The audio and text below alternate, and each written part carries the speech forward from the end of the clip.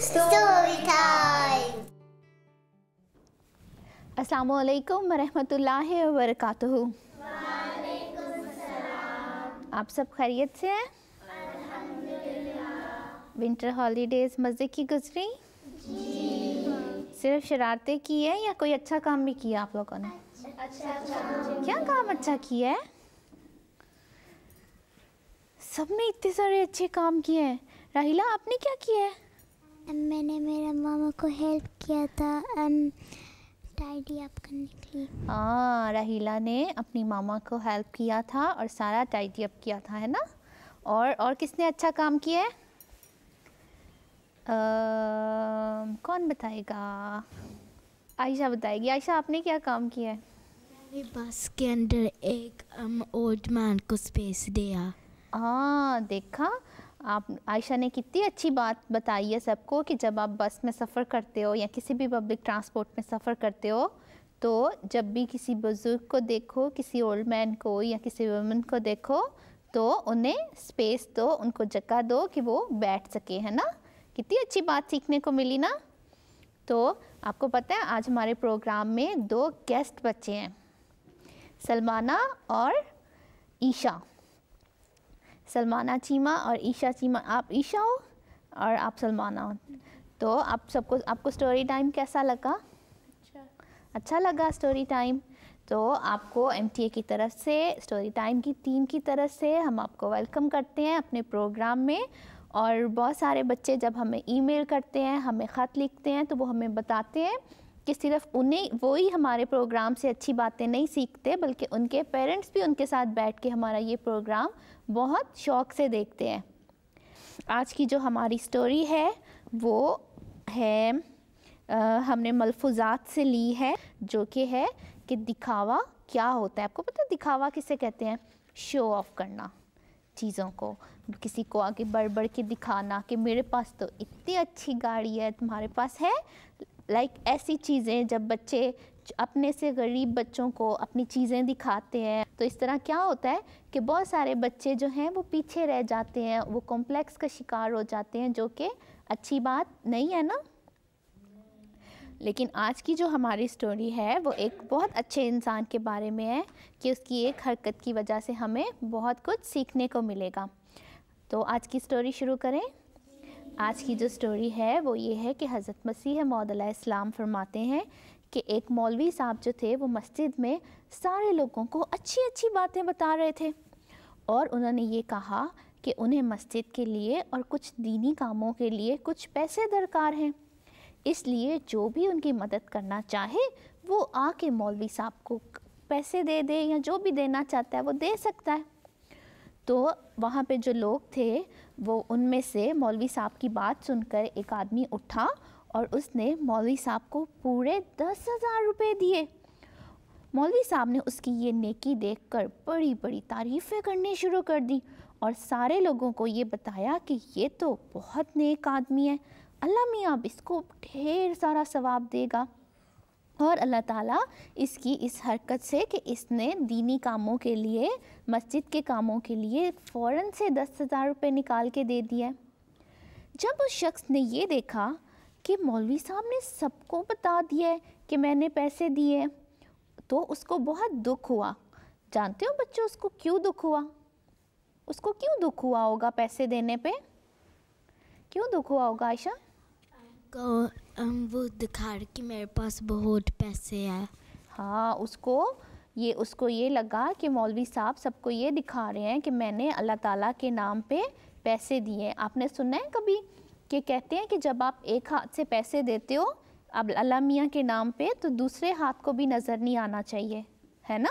क्योंकि इसलिए आप किसके लिए देते हो? अल्लाह ताला के लिए देते हो ना। तो उसको बहुत दुख हुआ कि ये तो मौलवी साहब ने सबको बता दिया कि मैंने पैसे दिए, तो अब आखिरत में उसको सवाब नहीं मिलेगा। आखिरत का पता है ना आपको क्या होती है? डे ऑफ जजमेंट, कि जब आप फौत हो जाते हो उसके बाद हम सबका ये मानना है ना कि क़यामत के दिन अल्लाह मियाँ सबसे उनके अच्छे कामों और उनके बुरे कामों का हिसाब करेगा, है ना? तो उसको लगा कि आज आज सबके सामने मेरी तारीफ़ हो गई है, तो उस दिन तो मुझे कुछ भी नहीं मिलेगा। उसको इतना दुख हुआ और वो वहाँ से उठकर चला गया। कुछ देर के बाद वो वापस आया और ऊंची आवाज़ में मौलवी साहब से कहने लगा कि मुझसे बहुत बड़ी गलती हो गई है। वो माल जो था, वो पैसे जो थे, वो मेरे नहीं थे, और वो पैसे जो थे वो असल में मेरी अम्मी के थे, और उन्होंने मुझे इजाज़त नहीं दी थी कि मैं उन पैसों को खर्च करूं, और मैं वो पैसे जो हैं वो अपनी अम्मी के इजाज़त के बग़ैर ले आया था, और अब वो पैसे वापस मांग रही हैं, इसलिए मुझे वो पैसे वापस कर दें। उन बुज़ुर्ग ने जब ये बात सुनी तो उन्होंने उसको पैसे वापस कर दिए, मगर जो वहाँ पे लोग थे, जो वहाँ पे लोग बैठे हुए थे, जिन्होंने ये देखा कि उसने फ़ौरन उठ के 10,000 रुपये दे दिए, उन्हें बहुत गुस्सा आया और वो कहने लगे कि ये तो झूठ बोल रहा है, और अब इसको वापस, इसके दिल में अपने पैसों की मोहब्बत जाग उठी है कि ओहो, मैंने तो गलती से पैसे दे दिए हैं, मुझे तो फ़ौरन अपने पैसे वापस ले लेने चाहिए। तो लोग ऐसे सोचने लग गए उसके बारे में और उसको बुरा भला कहने लग गए। बहुत से लोग ये भी कहने लगे कि अगर इसने अपनी मामा की इजाज़त नहीं ली थी तो इसने ये पैसे क्यों दिए। सब लोग ये बातें करते करते अपने घर वापस चले गए, और वो जो मौलवी साहब थे वो भी अपने घर वापस चले गए। मगर जब वक्त गुजर गया और रात को सारी गलियों में खामोशी छा गई और कोई भी इधर उधर नहीं था, तो वो आदमी रात के 2 बजे उन मौलवी साहब के घर गया और उनका दरवाज़ा बजाया। मौलवी साहब बेचारे अंदर सो रहे थे। वो उठकर बाहर आए और कहने लगे कि तुम इस रात के वक्त क्यों मेरे पास आए हो? दिन में तो तुमने जो करना था सो कर दिया। तो उसने कहा कि मैं आपको वो 10,000 रुपये वापस देने आया हूँ, प्लीज़ आप ये पैसे रख लें, मैंने ये पैसे अल्लाह मियाँ के लिए दिए हैं, सो प्लीज़ आप ये पैसे रख लें, क्योंकि मुझे ये डर था कि मैं आखिरत के सवाब से ना महरूम रह जाऊँ। और ये कि शैतान जो था वो मेरे दिल में ये बातें डाल रहा था कि कहीं ये ना हो कि मैं ये सोच के खुश होता रहूं कि लोग जो हैं ये समझेंगे कि मैं बहुत अमीर हूँ, मेरे पास तो बहुत सारे पैसे हैं। सो मुझे ये नहीं चाहिए कि लोग मेरे बारे में ऐसी बातें करें, और कहीं ये ना हो कि मेरे दिल में कोई ऐसी बात आ जाए कि मैं दूसरों को कमतर समझना शुरू हो जाऊँ। तो आप ये पैसे रख लें और मेरे मरते दम तक जो है वो आपने किसी को नहीं बताना कि मैंने ये पैसे आपको दिए हैं। ये सुनकर मौलवी साहब रोने लग गए, और तो उस आदमी ने पूछा कि आप क्यों रो रहे हैं? तो उन्होंने जवाब दिया कि मुझे रोना इस बात पर आ रहा है क्योंकि तुमने मुझे ये बात छुपाने के लिए कहा है, और अब सारी उम्र लोग तुम्हें बुरा भला कहेंगे कि तुमने पैसे दिए और फिर वापस ले लिए। तो उसने कहा कि मेरे लिए वो बुरा भला कहलाना जो है वो ज़्यादा बेहतर है, बजाय इसके कि मेरे दिल में ये ख्याल आए कि मैं हर चीज़ जो है वो दिखावे के लिए कर रहा हूँ, लोगों को शो ऑफ करवाने के लिए कर रहा हूँ कि देखो मेरे पास तो इतना सारा पैसा है। तो मैं ये चाहता हूँ कि मेरा जो ये काम है वो मेरे और मेरे खुदा के बीच में रहे। क्या सबक सीखा आपने इस स्टोरी से? सोनिया, आपने क्या सबक सीखा? कि हमें इतना कि अब हमारे पास कोई चीज़ होती है, हमें दूसरे के आगे अब किसी पास नहीं होती, उनके सामने इतना दिखाना नहीं चाहिए और शौफ इतना नहीं करना चाहिए। और ये कि दूसरों की मदद करके, दूसरों की हेल्प करके अगर आप कुछ भी कमाते हो तो वो आप अपनी आखिरत को संवारते हो। हमारी आज की स्टोरी का सवाल है कि उस आदमी ने पैसे क्यों वापस मांग लिए मौलवी साहब से। वो सारे बच्चे जो हमें MTA पर देख रहे हैं उनके लिए हमारा आज का ये सवाल है कि उस आदमी ने मौलवी साहब से पैसे क्यों वापस मांग लिए। तो आज कौन कौन बच्चा ड्राइंग बना के लेके आया है? सलमाना, आप लाए हो, दिखाओ, सारे बच्चों को दिखाओ आपने क्या बनाया है। सलमाना ने फजल मॉस्क बनाई है, कितनी अच्छी लग रही है। सबको अच्छी लगी सलमाना की ड्राइंग?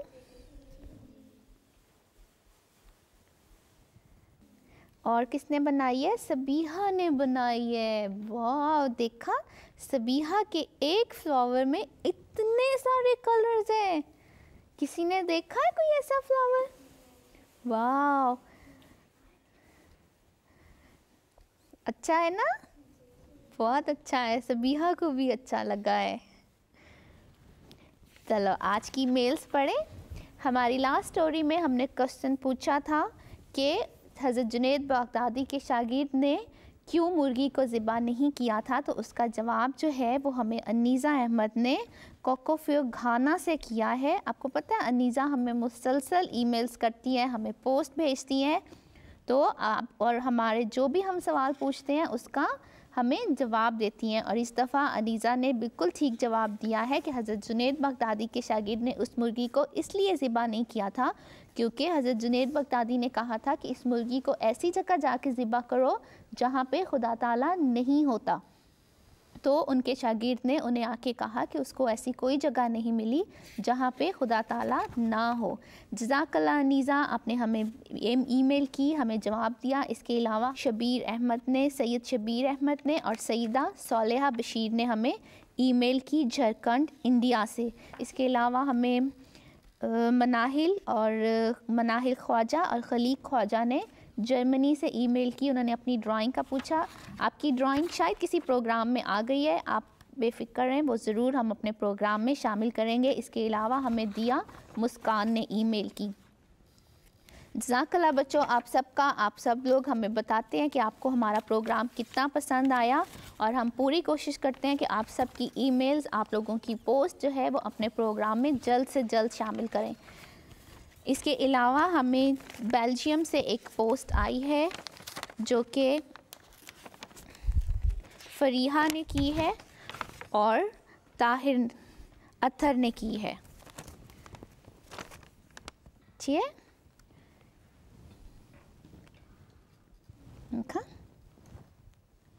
एक घर बनाया है और देखो 2 बच्चे हैं। और इसके अलावा हमें ताहिर ने भी पोस्ट भेजी है।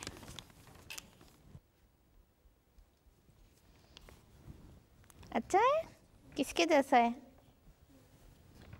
आपके जैसा है? अच्छा, ओके। इसके अलावा हमें एक ईमेल नुमाना ने भेजी है वेस्ट अफ्रीका से, और नुमाना क्लास 1 में पढ़ती है।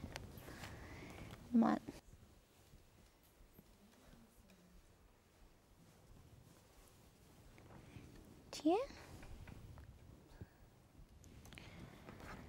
इसके अलावा हमें रेहाना अरीज ने भेजी है किनशासा से, कॉन्गो।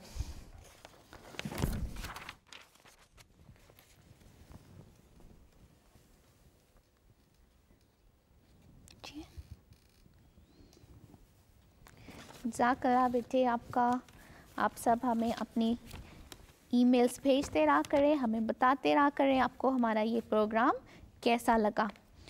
वो सारे बच्चे जो हमें MTA पर देख रहे हैं वो भी हमें ईमेल कर सकते हैं, हमें ख़त लिख सकते हैं। हमारा ईमेल एड्रेस है storytime@mta.tv और हमारा पोस्टल एड्रेस है storytime MTA international 16 Gressenhall road. हमारा पोस्ट कोड है SW18 5QL लंदन UK। इसके अलावा अगर आप हमारा ये प्रोग्राम MTA पर देखना भूल गए हैं तो आप किसी भी वक्त ये प्रोग्राम YouTube के ऊपर देख सकते हैं। आप YouTube ओपन कीजिए और वहाँ पे जाके लिखिए MTA ऑनलाइन 1 स्टोरी टाइम। इस सबक के साथ, इस नसीहत के साथ कि अगर अल्लाह ताला ने आपको कोई भी जो है किसी नेमत से नवाजा है और आप उसके साथ दूसरों की हेल्प करते हैं तो ये दिल में याद रखिए कि वो महज खुदा ताला के लिए है और अल्लाह ताला को खुश करने के लिए। ठीक है, अपना बहुत ख्याल रखिएगा। अस्सलामु अलैकुम व रहमतुल्लाहि व बरकातुहू।